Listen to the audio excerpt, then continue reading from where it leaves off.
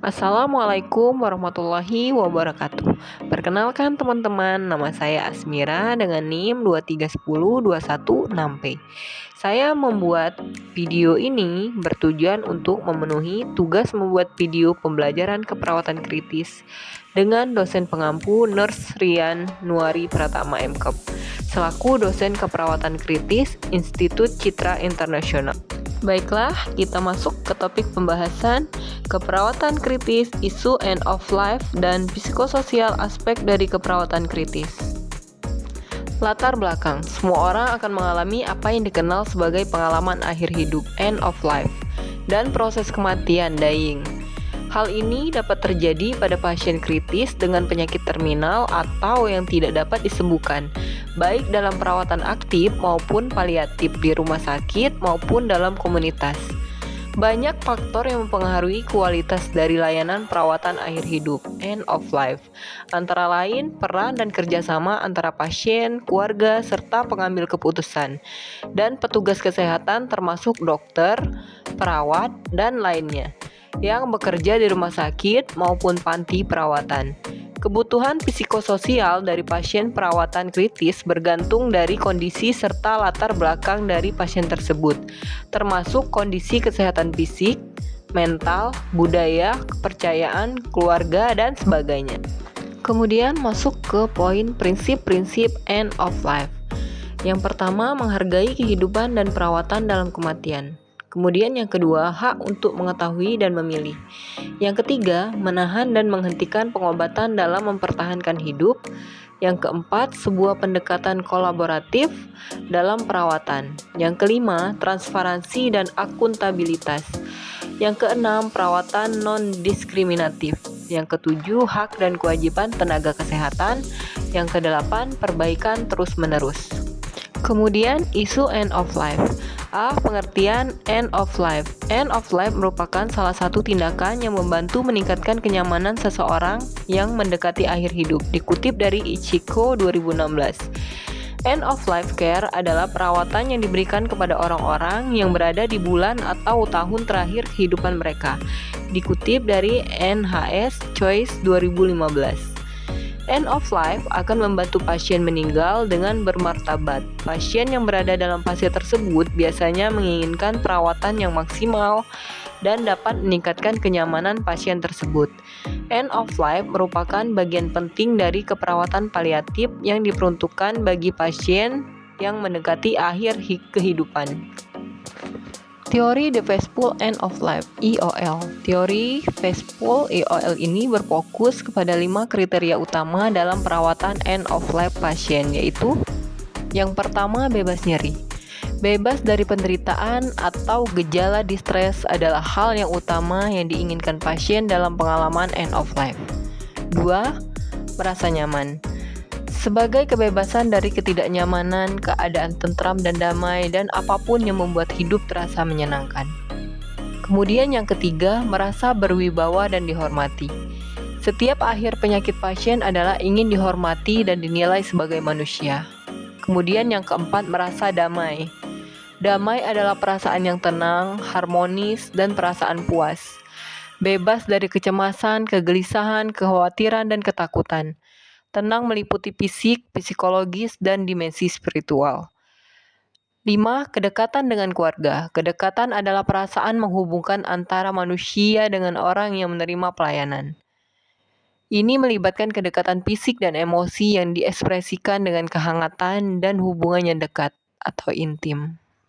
Kemudian masuk ke pembahasan do not resuscitation atau DNR. Konsep do not resuscitation.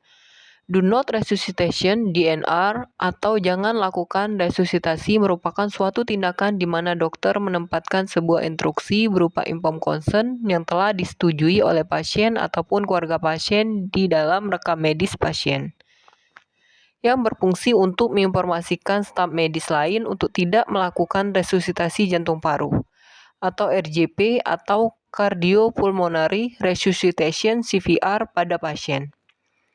American Heart Association (AHA) mengganti istilah DNR (Do Not Resuscitation) dengan istilah DNAR (Do Not Attempt Resuscitation). yang artinya adalah suatu perintah untuk tidak melakukan resusitasi terhadap pasien dengan kondisi tertentu, atau tidak mencoba usaha resusitasi jika memang tidak perlu dilakukan, sehingga pasien dapat menghadapi kematian secara alamiah.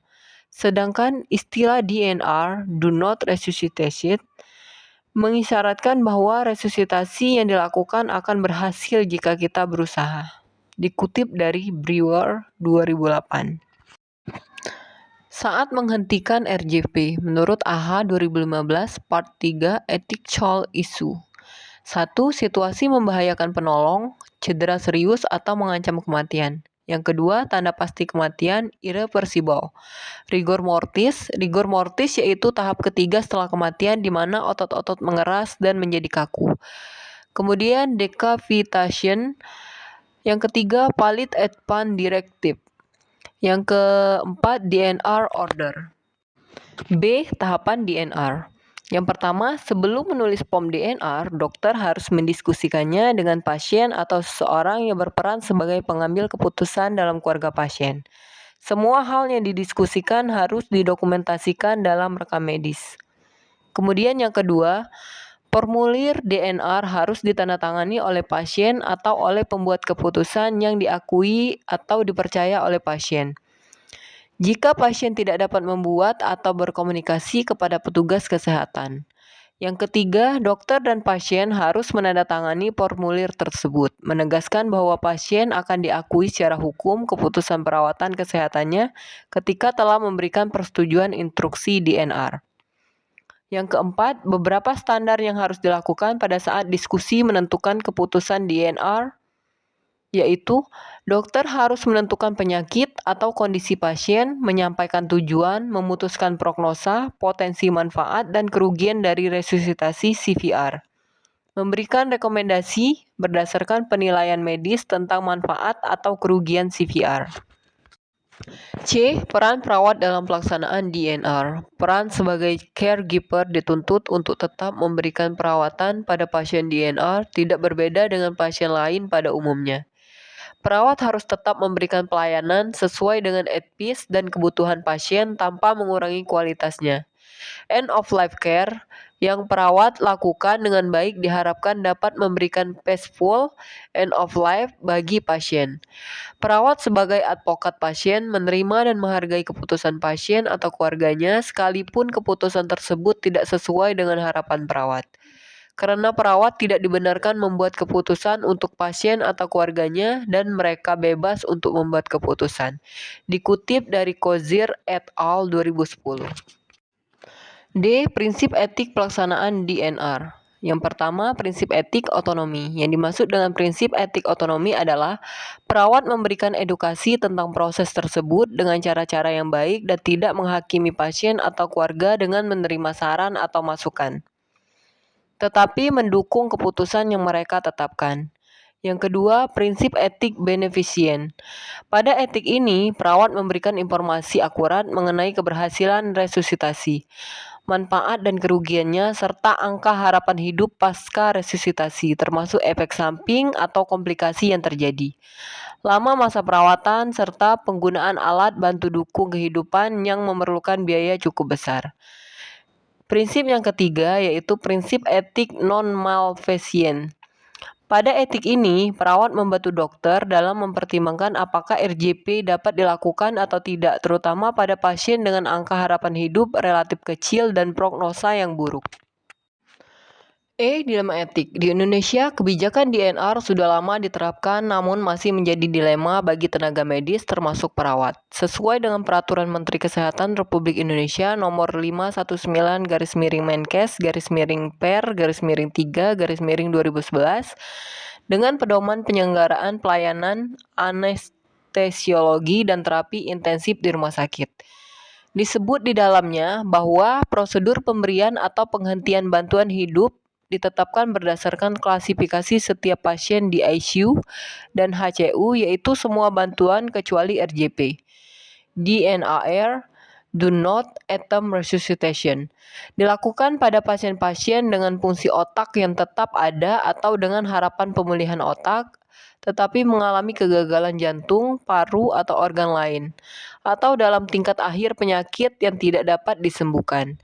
Tidak dilakukan tindakan-tindakan luar biasa pada pasien-pasien yang jika diterapi hanya memperlambat waktu kematian dan bukan memperpanjang kehidupan.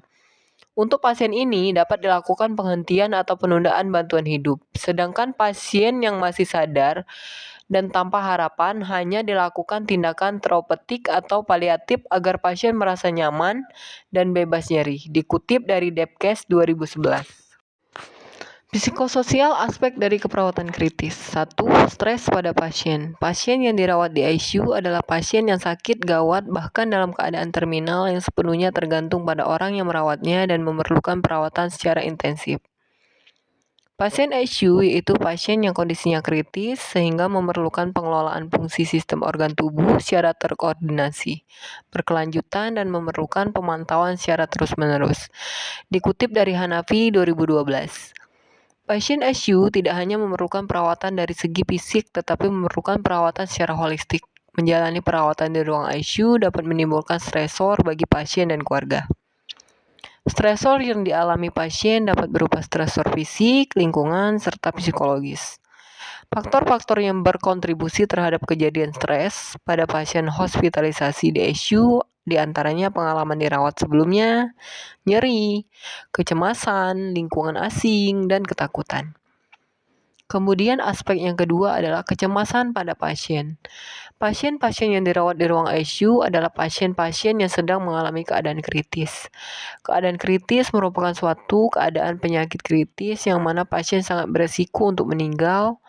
Pada keadaan kritis ini, pasien mengalami masalah psikososial yang cukup serius dan karenanya perlu perhatian dan penanganan yang serius pula dari perawat dan tenaga kesehatan lain yang merawatnya.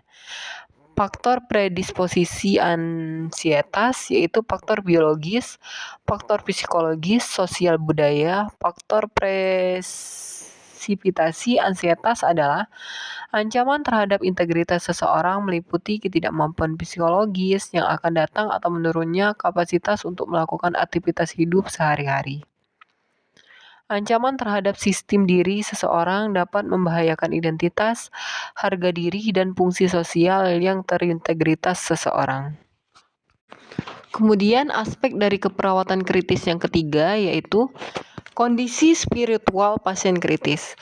Distress spiritualitas menyebabkan individu mencari tahu sesuatu yang terjadi pada dirinya yang menyebabkan individu merasa sendiri dan terisolasi dari orang lain.